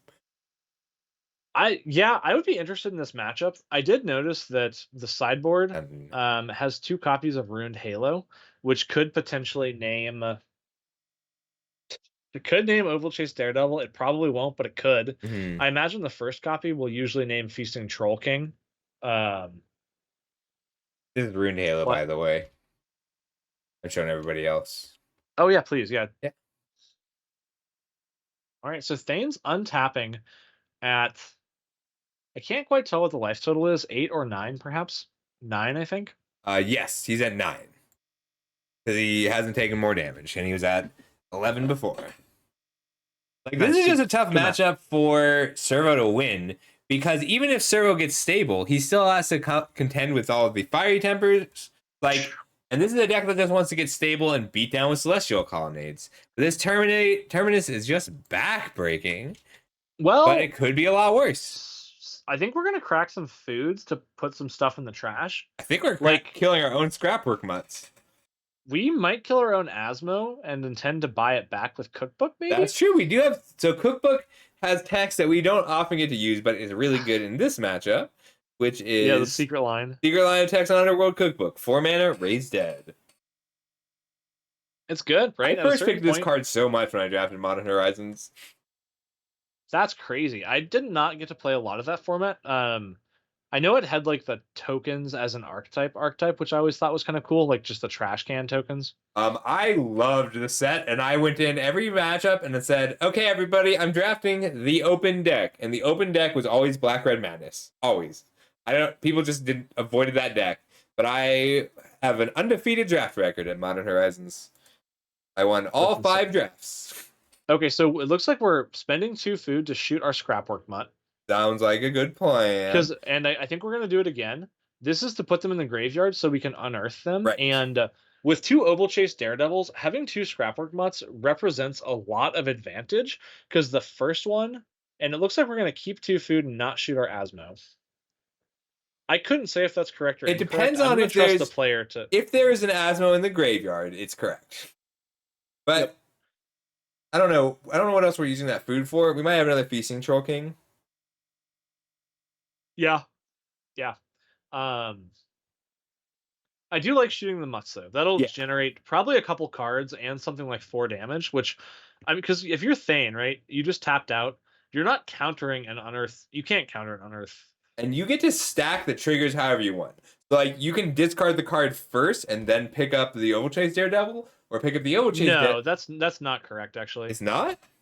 Because Oval Chase would have to be in the graveyard. Oh wait, you're saying if you have one in the graveyard? Yes. Yeah, that is correct. Sorry, I was thinking one in the hand. Yeah, so you can. Yeah, you're right. It's pretty neat. So yes, it is. You can pick up the Daredevils that are there right now in order to Yeah, and then the second Unearth Mutt will also pick them up. So it's a lot of value, man. And I think this is a great example of Mutt being really good. It's pretty innocuous, but I mean, hitting for 4 when your opponent is at 9 is huge because you run main deck burn spells. You run Flame Jab and Fiery Temper. Yeah, and man, Flame Jab when your opponent's at a low life total is It's gonna be good. Yeah, like I think that Thane has probably been sandbagging a lot of lands here.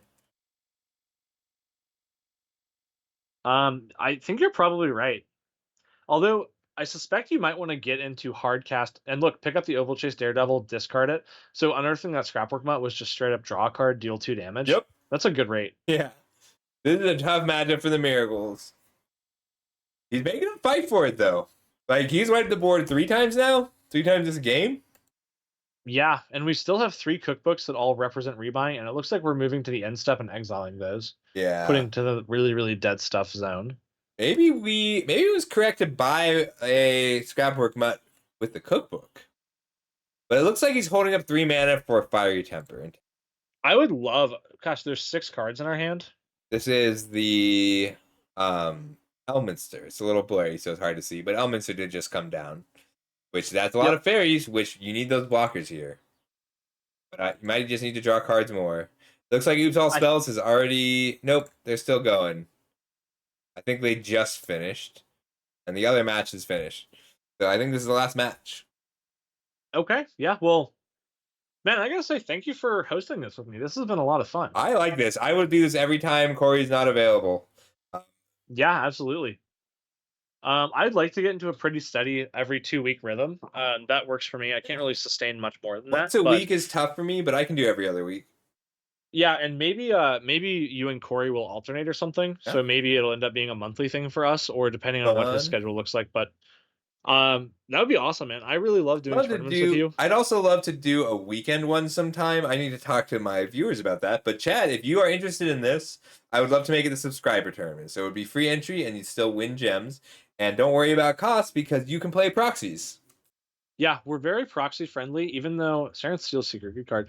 Even though the decks are only $30, the brewing is part of the fun. And quite frankly, sometimes I print proxies because I don't want to wait for my order to get delivered. My roommate was just kind enough to proxy up my mystical teachings list for me so I can play it on Friday. It does end up being what, $4 to $5 to get good color printings of everything.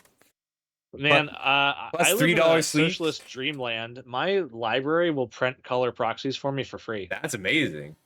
My library I probably think would they're too. supposed to charge like 25 cents a page, but they never do for some reason. They just like you. They like people frequenting the library.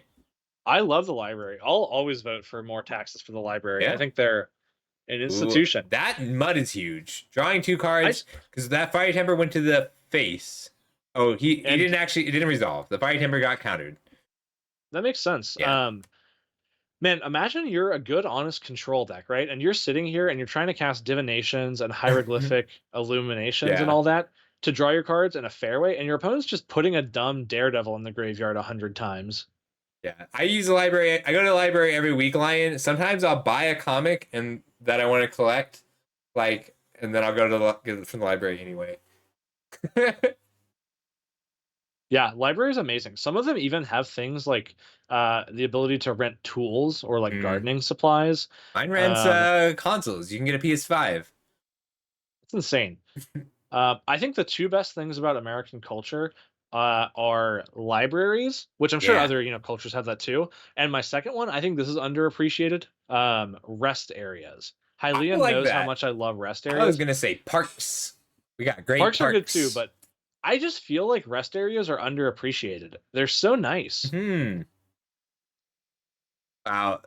Poor Servo has been grinding through Thane's plays every turn, and Thane's sitting here with 5 cards in hand. Yeah, like, who would win, a 5-mana wizard planeswalker or some dumb dog? The mud. It's a convoke. It's the Cord. We've been watching him all day, and we haven't gotten to see him play the Cord once. And it's a Cord for 1. 4? Is it 1? Okay, I missed. So that's Asmo, right? Or I like rest areas. Is it a bait to get Asmo? You can Asmo, but for 1 mana, I don't know why he corded. Oh, do we miscount? Was it a Cord for 0? Because Cord for 0 does that, right? Maybe you just Cord for 0 does do it. So I don't know if we overpaid. If maybe it was a bluff, because who cares? Yeah. I haven't been able to keep up too much with how Servos set things up. Is there a chance of Terminus here? 4 cards in hand. He drew a card and scryed 2. He only put 1 card on the bottom. So there's a chance He of did permanence. not. He did not set up with a portent, but yeah, he could have set up with that scry. Yes. He Look drew. at our foods. I remember you were talking about decks that make rectangles back when you were discussing the latest limited set and its ability to sacrifice things. If Hey, you're a here, gamer who likes to put rectangles into play, it's this great. is the most rectangles you can do. Yeah. Hey, Ergnon. Yeah, How's so it going? Ergnon, Thanks we're for stopping doing by. $30 vintage today, and Thane has spent half of the budget of his deck on 2 copies of Court of Calling. Yeah, and Court of Calling, if you can pull it up, it's Oh, triple yeah. green instant, triple green X. Your creatures can tap to help pay for it Sorry. using Convoke, I forgot and that it lets you tutor. I forgot that not everybody played this card 65 times today, Goldfishing Yawgmoth. That's so funny. Yeah, because with Yawgmoth, you often have to go off. Like I've been doing my emergency case combo turns. So sometimes on turn 4, you got to go for it and just pay 16 life to draw 16 cards, and then Yeah, and just hope you get there, right? You have to know your percentages. and then you have to hit a cord for an Essence Warden, draw your whole deck, go to discard, and then endurance on their upkeep to shuffle your library in to have a cord target for lethal. That's wild. Yeah, because you can invoke both endurances and then cord for 2 to go get a Blood Artist, and then let them resolve and draw your deck. Good luck to your opponents. I'm very confident in my ability to play Yogg. I'm not confident at all in my ability to find a Haywire Mite. I can't find a Haywire Mite anywhere. That's much awful. Food. Yeah, it's an uncommon from Brothers War. I need it by Sunday. If anybody in the Denver area has a Haywire Mite, it's an uncommon from Brothers War that I can't find anywhere, and I'm gonna open some packs. How close did we figure out are you to our friend Emmy? I don't know. I know she's around your area somewhere, and I would bet money on her having a mite. Maybe I'll message her. I'm sure I can find one. I know I've drafted one before. That is all 4 cookbooks. We are really cooking now. This is crazy. Pushing through. I'm glad he has that giant stack of food. That's Thane has 9 lands in play, or there was 9 lands in play, 4 cards in hand. So at what point is Thane's win condition decking out? Or sorry, is Servo's win condition decking out Servo? Does that ever happen? No, because his main set of removal spells is Terminus. Yeah, all right, fair point. I'm just saying, I feel like Thane's library is starting to get a little low. I can find it, Lion. It's a matter of finding it by Sunday. Yeah, so Thane's library, I think, it's very low risk. Is at a very low risk of decking out because he's Terminus 5 creatures to the bottom so far. But like all of his answers besides 4 Swords of Plowshares, he doesn't have any recursion. Swords of Plowshares is the only permanent answer he's running. So Terminus and Banishing Stroke both tuck. They both tuck the card.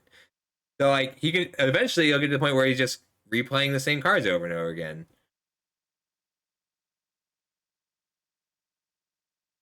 Assuming he keeps enough creatures in play that Terminus, that's a relevant number of draws. But this is where like 1 Teferi would do it, or 1 Big Tef, which you can't play because that card's expensive. Or even I got blown out by a Jace the other day. My opponent played the Jace's 4 mana mill player 15. That card's good. New Jace is good. He just played 2 4 mana Jaces and milled me 30, and then otherwise played a normal game of Magic and waited 20 turns. Colony. I believe you had it. I don't think your combo's broken. I think your opponents are. I think your commander pod is little whiny babies. You can tell them that your favorite streamer called them little whiny commander babies. And streamers are always right, so you're gonna win that one. Can you imagine we're courting for Asmo to kill the Colonnade? I like that. Yeah. That's a great play. So imagine this: you're a control opponent who's been casting divinations and planeswalkers, and your opponent has more cards than you. Why am I getting an ad? How am I not subbed to you? What's going on? If it just ran out, then it takes a minute. Oh, you know what happened? I thought I lost my credit card, so I reset it, and I did lose it. Except actually, my roommate accidentally ended up with it after we cashed out at a Magic event. Yeah, accidentally. So my auto sub is off, but Can you imagine if you're trying to kill your opponent with Celestial Colonnade and they have 30 food in play? How does that feel? Like, this has to be an approach of the Second Sun game, right? Yeah, I mean, he's still making 4 food a turn. That's 12 life every turn. Like, he's at the point where he's cracking the food. I love that Thane is prepared for this situation. Like, he has not come close to running out of food tokens. Yeah, I'm going to commend him on his clarity of board state. Thane definitely wins the clear board state award for tonight. He casts an Oval Chase Daredevil. Well, Servo's at 4 life, which is notably the amount of power. So that is a lethal threat in Oval Chase Daredevil. That Oval Chase Daredevil is, in fact, a 4-mana 4/2 lethal threat. Hey, Bearded. Well, today it is actually Troy, sorry. But you're still up there, Bearded. I still love you. We're running, so this is the final round of the Spelltable tournament.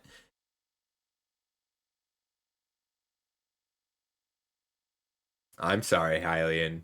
You're up there too. I love all my subscribers. That's right.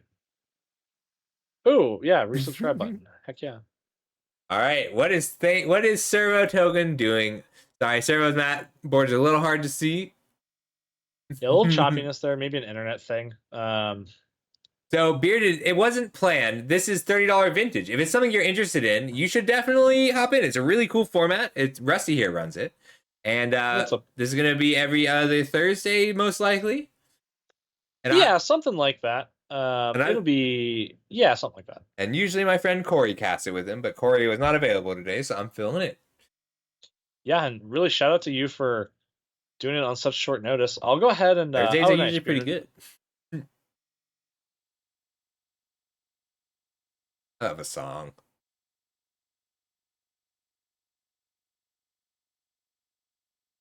Oh, heck yeah, Bearded.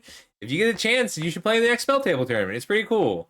We're running, this is White Blue Miracles. It looks like he's just played a Portent, and I don't think Thane is even bothering attacking down the Planeswalker. He's just, let me pull up that Planeswalker really quick. Elminster.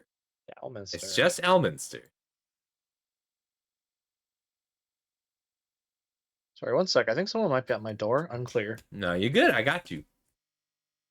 So if you can't see it, right over here behind teams is all the food. That is all the food Thane's got. We got there? We ran him out of food? Nah, it's just, I just want people to see how much food actually was there. On the left, that's Thane's pile of food from all the cookbooks. Yeah. So that's like 40 life. Or it's 30-ish life, because I think it's 11 foods, 33. I'm sorry, he's only at 9 food. It's only 27 bonus life. So Thane is at an effective 49 here. And it looks like Servo has to hard cast the Terminus. I think that's a Terminus.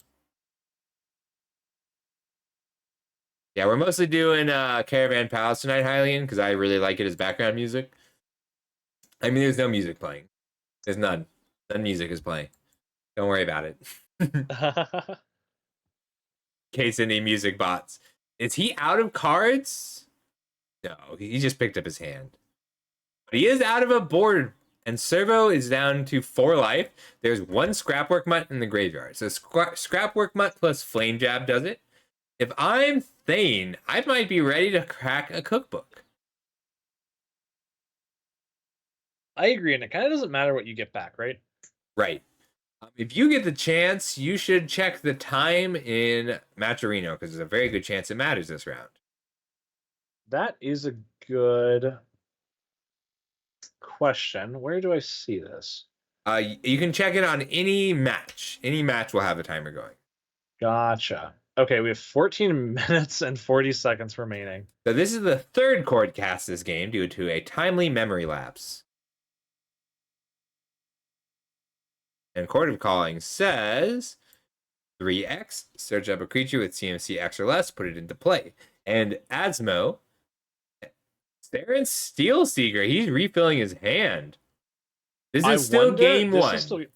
Do you think Saren's Steelseeker indicates he has access to a Flame Jab, or he's planning for a Flame Jab? I think he's digging hard for a Flame Jab. I think that's what the Steel Because Seeker means.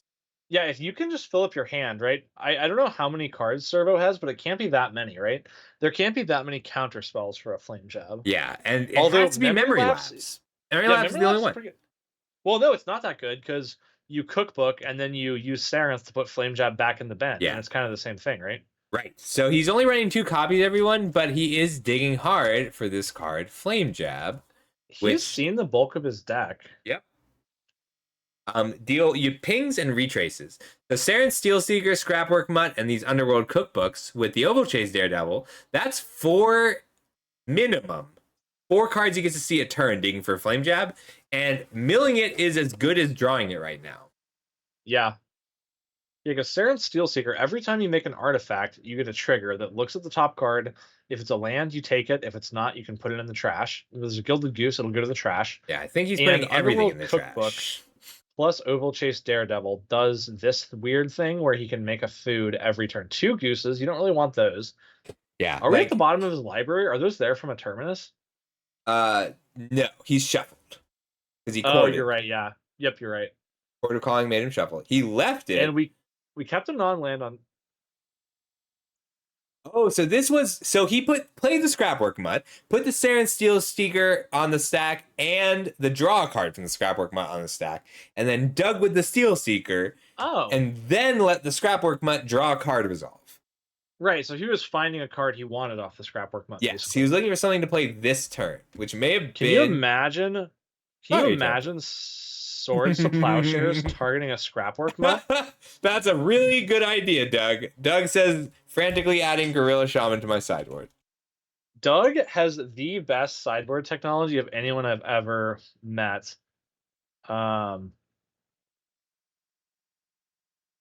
He goes really deep on really cool cards. Well, I think what a lot of people forget about building sideboards is it's also about which cards you can take out. And once you have that, then you can start figuring out what you can bring in. But that's a great idea, Doug. Like, you only need 1 copy. But having 3 mana destroy target cookbook is pretty good. And being able to outkill the food. What's the time in the round? I think it's like 10 minutes. 1 second. Yeah. So 11:40 left in the round. The Thane has a full 20 life up full 20 life up on Servo, plus 36 life worth of food. But I actually think he ran out of food tokens, so it might be more than that. The way Servo wins this is Approach of the Second Sun for sure. Yeah. Just telling the kid how to eat a box. I can't change the art, Doug, but I agree. There's the Fiery Temper. That's scary. That's what he was digging for. That's what he chose to keep. And he's pitching. That makes sense, right? It's going to force a counterspell. Yeah. I don't know. Memory Lapse? Okay, sure. Also, just so everyone knows what kind of gamer Doug is, he's currently sending me messages about putting Krark, like the 2 mana CEDH Krark, into a Dreadhorde Arcanist deck. Doug's crazy. I want to get a Deathless Knight deck together. I just don't know what that looks like yet. That card's cool. There's a it's just like there's a life gain card. Yeah. That I really like. Let me figure out what it is. The Confessor? No, it's a 3-mana enchantment. Whenever you gain a life, you can pay 1 mana. If you do, you make a 4/4. It's Trudge Garden. Ooh. Yeah, pull up Trudge Garden on screen. Please. I don't know this card. It's from a commander deck, so you don't have to know it. Oh. Okay, you pay 2. Is this card kind of good, though? It can be. I think you need... I know what you need. It's like kind of good with a Soul Sister, right? Yeah. I mean, like, you can do... You can do 2 at a time. Something is happening. Someone DC'd from the Spelltable, but they're back.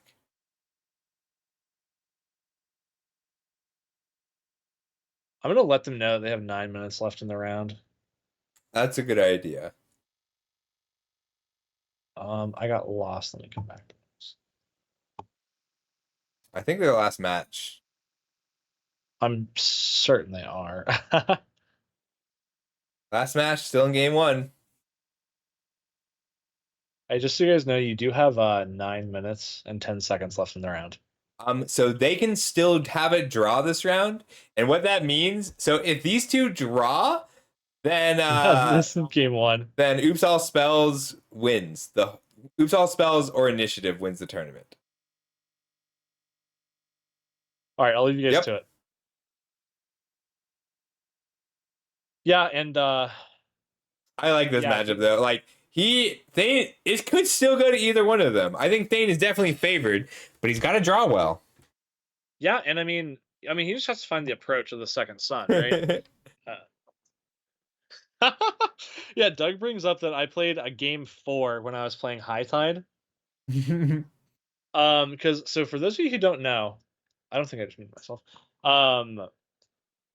You don't actually play games of Magic, best of 3.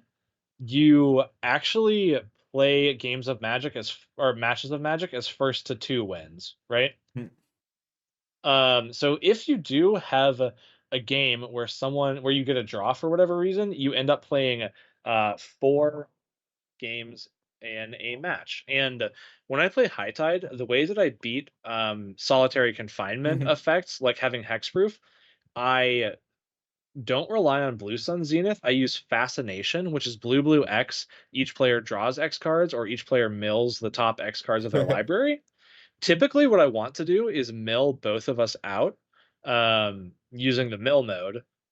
But my opponent was on Enchantress. He was under a solitary confinement, and he had a Elixir of Immortality in play, so I couldn't just mill us out. I would die. So my out was to make us both draw 70 cards, and that triggers a draw, and we go to the next game. Oh, Saren's getting in for 1. That's a huge percentage of his remaining life total, right? That's a quarter. That's a quarter of his life. And you know what the magic thing about being at 3 life is? I think Everett could tell us. It means you die to a burn spell. Bearded Glove says he's going to make a 159 1-cent card deck. That's beautiful. He's digging hard. He just milled 2 Seal Seekers. Yeah, Bearded, I don't think you would play all 4 approaches even if you could afford them. I don't know what the price is, but ooh, Feasting Troll King's a big deal, right? That was Terminus a while back. Wow. So I was talking to some Flesh and Blood players the other night. Oh, this was a while ago. You mean real people in real life or the game Flesh and Blood? Oh, good. Both. Okay. It was Flesh and Blood players. We were at SCG whatever somewhere, and they were in our hotel, and we hung out with them. Hang on one sec. Bearded Glove, what do you mean by that? Are you sorry, is that an actual question, or are you talking about why you want to do the shoulder? I think he's asking how we price decks, maybe. Yeah, Arrow's not quite that good. Oko might be.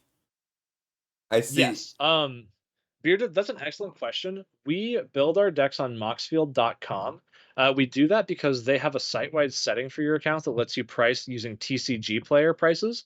They pull TCG player market data, which is what we use. If you join our Discord, which you said you're in the Discord, right? I don't have to resend that. I'll resend it anyway. Why not?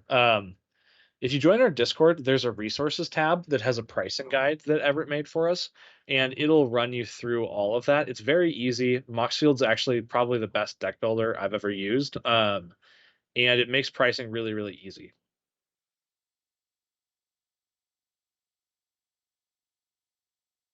Oh, Thane that's the 4th Terminus. That's crazy. That's all 4 Terminus. Yeah, Bearded, you should join the Discord, and then you should post that modern deck in one of our 5 brewing channels, and we'd love to talk about how to port it over to $30 vintage. Like, maybe there's just a couple cards that are expensive, and we can replace them and get them into our format. So then you could play the next tournament with us. I can imagine Thane's deck is mostly lands at this point in the game. That's all right. That's a huge fire temper. It's lethal. Does he have the counter spell? Lethal temper. And at this point, Thane really wants to just win the game, right? This could be a 0-0 draw, right? Oh my god, is he activating Colonnade? That's a big AG Gleason, thank you so much. Yeah. Aw, that's what's up. He has to kick it 1, 2, 3, 4 times. Replicate it 4 times. We have 2, 4, 6 active mana up. Yeah. That's fine. We'll lose that. He's looking hard. That taps our... And we actually can't cast our Oval-Chase Daredevils without a bird in play. I like this. What zone is our Feasting Troll King in? Bottom of the library. All right, are we finally going to crack this and get something back? What do we get? The Steel Seeker. So he put that in the graveyard later in preparation for that Terminus, so that he could pick it up if he needed to. I want to know what zone our flame. That's awesome, Gleason. Though your deck was I really sweet. like that. We got to watch your first. I think it was the first round when you were playing against Abzan Snow, and you like stabilized at 2 or 3 life, then flashback to Memory Deluge or something to assemble the Kyrie combo. That was so exciting to watch, man. I was all stoked for that one. He hit the Feasting Troll King on that last one. That's relevant. That's kind of nuts, man. Like the thing that's happening here is like that Raging Ravine he hit is also a lethal attacker. Forgot. Like, what are those upside down cards? They're food. Those also. are foods. He ran out of food. He got a stack of like 30 food there. I just want to say that there's nothing more confusing to use for tokens than the same sleeves your deck is in. That is true, but in fairness, he's used his 15 real food tokens. Yeah, that's fair. He did his part to be prepared. I'm just saying, I would rather those tokens be literal wet pieces of ham. That would be less confusing. Yeah, agreed. But like, there was a good play earlier banning the Steel Seeker instead of getting greedy and going for 2 Steel Seekers, because Thane is treating this game like he has inevitability because all he needs to do is hit Flame Jab. He's still just looking for the Flame Jab. Yeah, and now we're seeing, I guess, the downside of the 1 win condition in Approach of the Second Sun, because like Servo has had enough time to enact a win condition if he drew one. You know what I mean? Like, it's a good thing that Elminster doesn't have an ultimate, because it's being represented with a D20 right now. It's on 15 loyalty. That's a 15 loyalty Elminster. And I think he's just decided that digging 3 cards to approach every turn is much better than making birds, which I think is correct. Yeah. But because you have to get the approach, because he knows the Flame Jab's a known card. It's a known quantity, and he knows that all Thane has to do is find 1 copy. Because you can't counter all the Flame Jabs. We're at 1 minute and 25 seconds left. I mean, this Raging Ravine is still a lethal attacker. And he's still digging 3 cards deep for a Flame Jab this turn. Like another 4 cards every turn for Flame Jab. Yeah. He shuffled off the Portent. He played Portent, didn't find Approach of the Second Sun, shuffled up. Yeah, the only unfortunate thing is I think he scried a lot of cards to the bottom looking for it, right? So there's a chance that shuffle was statistically not beneficial. It depends on how desperate you are. Because like if you're really desperate, this is your only chance. Alright, so he just played this the 1 main deck creature in Zephyrim.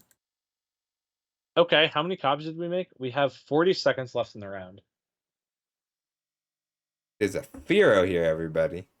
Alright, Zephyrim. Quad 2, you can pay 2 any number of times and create that many tokens that are copies of it. Oh, so he made 2 Zephyrim. No, yeah, 3. Is it 3 total or 2? Okay, that is. So 1, 2, 3, 4, 5, 6 10, Zephyrim.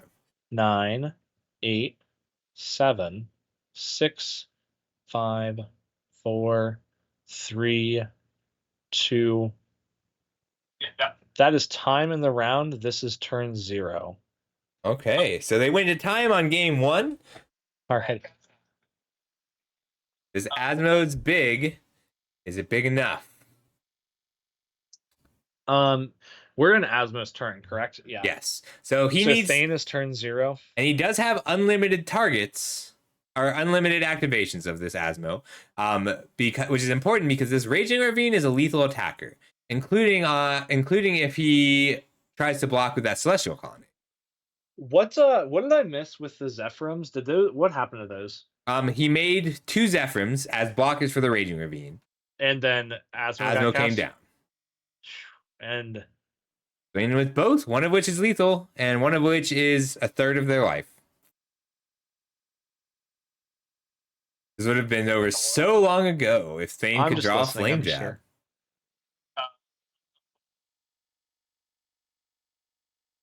I'm listening. I will remind you to play John this time.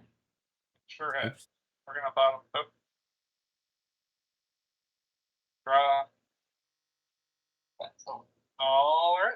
Does he have it? You got it. All right. Yep. All right. Me. Great match. Wild game. So that was a one game